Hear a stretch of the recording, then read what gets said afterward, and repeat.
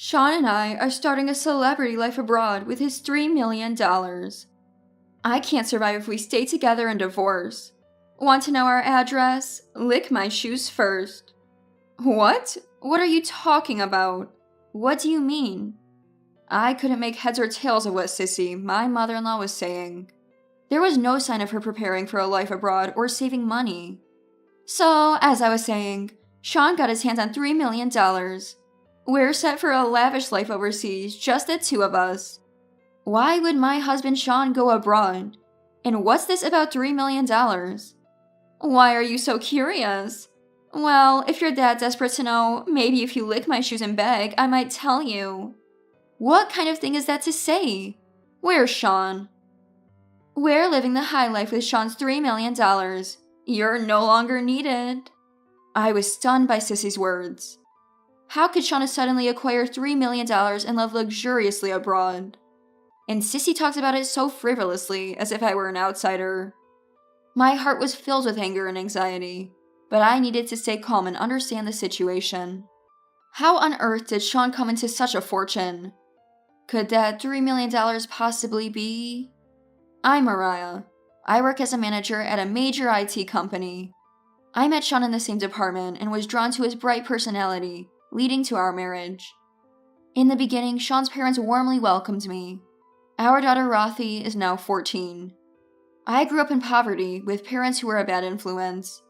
Having faced tough times, I'm committed to raising Rothy with deep love, balancing work and home life.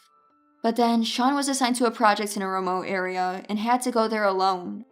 I'm worried about living with Rothy without you. It's tough managing work, household, and Rothy. I've got an idea. Let's have Mom come over to help with chores and childcare.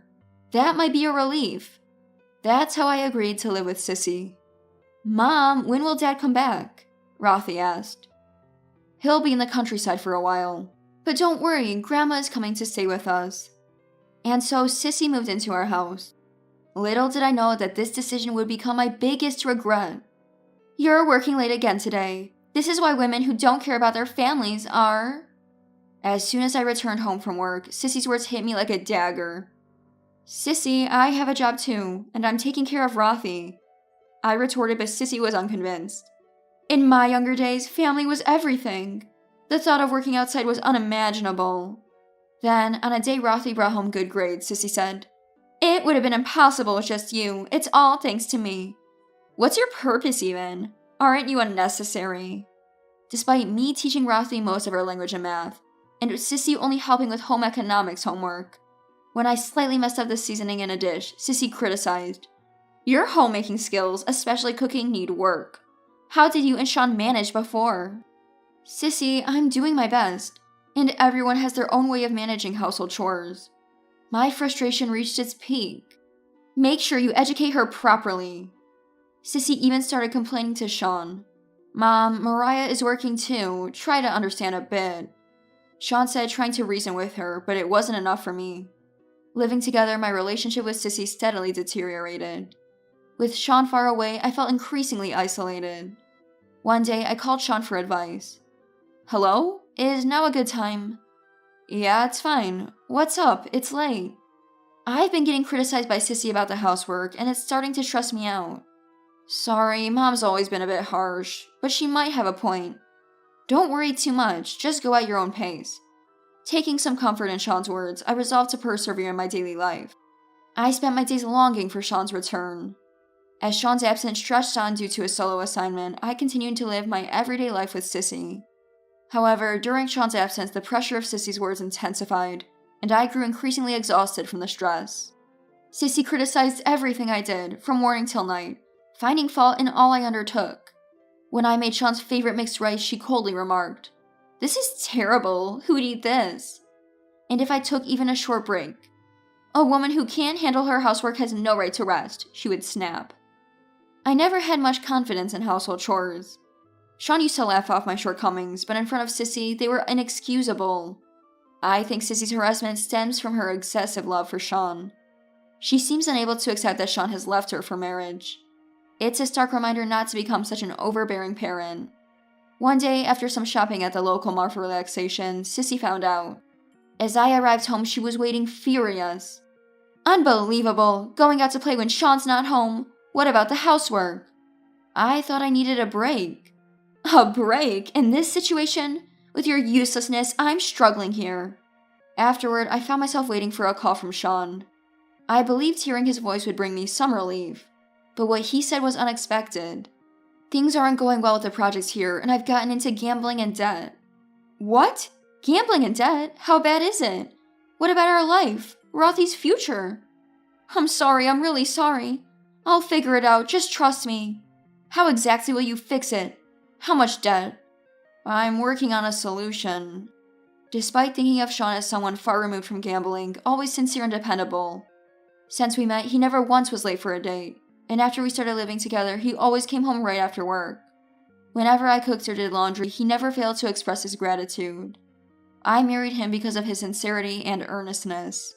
But during Sean's absence, no matter how hard I tried, Sissy's criticisms never ceased. To think someone useless like you married Sean, I can't believe it. Despair swirled in my heart.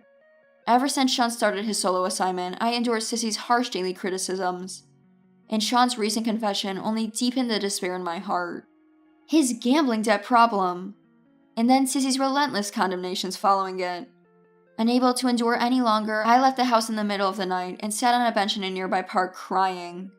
One day, Sissy discovered my secret. At dinner, she confronted me with it. You used to work at a club, didn't you? A mother like you working there, how shameful. Why do you know that? I showed your photo to an acquaintance while talking about Sean's useless wife. They recognize you. Seems you were incompetent even at the club. In the past, fed up with a mother who hardly worked and just played with men, I left home and lived alone. I was struggling financially and worked at a club. It was my past before marrying Sean. A secret even Sean didn't know. I was at a loss for words. I had never imagined Sissy finding out about my past work. In using that past as a weapon, she attacked me further. I can't accept a woman like you as my granddaughter's mother. I'll tell Sean and get you thrown out of the house. My heart sank further into despair. My marriage to Sean, all my efforts, and our future together. It all felt like it could be taken away by Sissy's single statement. Contact from Sean became even more infrequent. I feared that doubts and mistrust were growing in Sean's heart towards me. One night, I reflected on my life in my room, meeting and marrying Sean. The current situation and the endless condemnations and attacks from Sissy. I felt I couldn't take it anymore. I'm at my limit. Muttering this, I left the room and walked into the night. The night streets were as dark and lonely as the despair in my heart. Sissy's words echoed in my mind. My past, my secret, and my present, all targeted by Sissy's criticism. I sat on a bench in a park late at night, looking up at the sky. There were no stars in sight. My heart was equally shrouded in darkness. Suddenly, someone approached. Mom, you're here? Rothy sat next to me, holding my hand. Mom, don't worry about Grandma. You're working hard in an IT company. It's proof of your struggle to live. Thank you, but maybe Grandma has a point. Mom, Grandma is trapped in old values. In this era, no matter what job you've done, you should be proud of it. I'm proud that you worked at a club. Really? Yeah, because you've always worked hard for our family, no matter the difficulties. Don't be swayed by Grandma's words. Rothy's words warmed my heart and tears fell. Mom, you're working hard in IT now. That's impressive enough. No matter what Grandma says, I'm on your side. I was filled with gratitude for Rothy. Her support gave me new hope that I could overcome any difficulty. I took a deep breath in front of the pile of documents in Sean's study. Carefully reviewing each one, I began to unravel Sean's secrets. Bank statements, credit card bills, loan contracts. The details of Sean's financial transactions gradually became clear. Why did it come to this? Receipts from gambling venues kept appearing. Horse racing, pachinko, casinos. Thinking about how much money Sean had spent on these made my heart ache. Next, I turned on Sean's computer. The password was his birthday, reversed. Hale's mailbox was filled with urgent emails from financial institutions and messages from friends demanding repayment. There were also many advertisements from gambling sites. I decided to calculate the total amount Sean had gambled away. The result was a staggering $3 million, far beyond my expectation. Confronted with this sum, I momentarily panicked. But there was no time to despair. I began to plan securing funds for our living expenses. I calculated the expected amount from selling valuable household items in my savings, plus what I could save from my salary. I continued my investigation, which financial institutions Sean borrowed from and how much. To get details, I contacted banks and obtained credit information in Sean's name, working tirelessly every day. A few days later, I had a plan. I devised a way to repay Sean's debts and started preparing for a life without relying on Sissy. Leveraging my IT experience, I decided to take on freelance projects. A few days later, I created a portfolio and registered on a freelance job website. Soon after, I received my first client request. This would help with our living expenses. In between work, I reviewed our household budget. I canceled unnecessary subscriptions, cut wasteful spending, and researched budget-friendly recipes. I successfully reduced our daily food expenses. Following tips from local mom friends, I tried selling at a community flea market. Selling my branded items and unused appliances, I made a decent income. Weeks later, my freelance activities were going well, and I felt the stability in my income. My bank account now had enough to cover our living expenses. When I got home, Sissy's belongings were gone. At the same moment, my phone rang. It was Sissy. "Are you home already? Did you see our stuff?" "What do you want?" "Sean and I are starting a celebrity life abroad with his $3 million. We can't live here if we divorce. Want to know our address? Lick my shoes first." I couldn't help but laugh. Actually, that $3 million is debt. Stop joking. Sean couldn't possibly have that much debt. It's hard to believe, but it's true. In Sean's study drawer, there are transaction records and contracts from banks and financial institutions, credit card bills, and his PC has urgent emails and messages about gambling. If you don't believe me, check for yourself.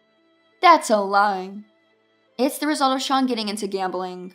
Horse racing, pachinko, casinos. Adding it all up, it's $3 million. I just sent you photos on WhatsApp as proof. Take a look. I had no idea about this. He probably didn't want you to know. But the fact remains. I was thinking about how to handle this huge debt, but I guess I don't have to worry about it now, do I? Sissy stayed silent for a moment, then sighed. I had no idea. I don't know what to say. I hung up without saying anything. I resolved to start a new life. Shocked by Sean and Sissy's actions, but now I have no choice but to move forward for Rothy and myself. Later, Sean called. I'm sorry. Really sorry. His voice was quieter than I'd ever heard, almost crushed. But his voice did not quell my anger. How did it come to this? Because of you, our family is falling apart. I didn't think it would come to this, but when I decided to go abroad with Mom, I couldn't see a future with you and Rothy. I was dumbfounded by his words. Couldn't see a future? Your carelessness and lack of planning brought our family to this. I know, but it's too late now. I have a promise with Mom. A promise? At the cost of Rothy's future for your own paradise? Sean was silent for a while. Did you really love our family? I did, but now... His voice trailed off, and I heard him crying. Don't hurt us anymore. Rothy and I will live on our own. I'll forget about you. Sean didn't respond. I could only hear his crying on the other end. I gently hung up. The reason Sissy mistook assets for debt was a sudden $3 million bill that arrived at home. She mistook the bill for a lottery win. They pursued their dream of moving abroad, with Sissy bringing the idea to Sean. Sean, unaware of Sissy's misunderstanding, thought starting a new life abroad could be an escape for his debt problems, so he accepted the proposal. Mistaking a bill for a lottery win notice. I then started looking for a lawyer, harboring my anger towards Sean. I began preparations for a divorce, claiming compensation and child support. This marked the start of a new life. A life for me and Rothy, independent of Sean and Sissy. I consulted with a lawyer about the divorce settlement and child support claims. During this time, Rothy and I spent a lot of time together, and she became my strong supporter. She understood my decision and chose to stay with me. Hearing her words, I felt rewarded for the hard times I endured with Sean and Sissy, and tears welled up. Meanwhile, Sissy and Sean struggled with their life abroad. They faced continuous problems due to poor preparation and financial issues. After being robbed, they lost their funds and faced further difficulties due to the language barrier. Eventually, they were deported as illegal immigrants. I then had a discussion with Sean through the lawyer. The divorce is finalized. You'll be paying the compensation and child support in one lump sum, right? Thank you. Now I can finally start a new life. But in one lump sum? Maybe in installments. If you couldn't afford it, you shouldn't have agreed in the first place. I insist on a lump sum. Sean later took on more debt, borrowing from dubious lenders, almost like something out of an urban legend. His whereabouts afterward are uncertain, but that's not my concern. After canceling her rental and being robbed of all her savings, Sissy was forced into homelessness upon returning to the United States. Rothy and I started our new life. Life wasn't easy, but freed from Sean and Sissy, we were able to look forward to the future with optimism. I want to live happily with Rothy, who saved me from rock bottom, working together in cooperation.